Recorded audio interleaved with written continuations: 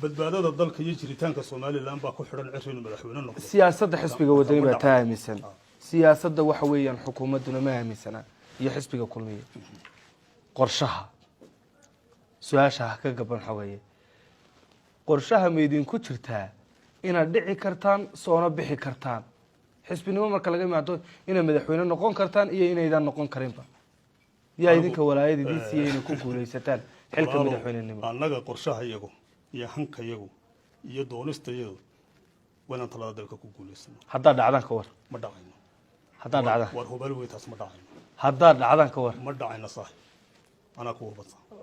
waa yaa garantidiisii garantiinka shacabka Soomaaliland baa la siiyay waana guuleysanayna shacabka Soomaaliland la research meedan sameyn 100% qaar baa xukuumadda iyo xisbiga kulmiye taageersan qaar baa u taageersan su'aasha wad ka dhamaan weyday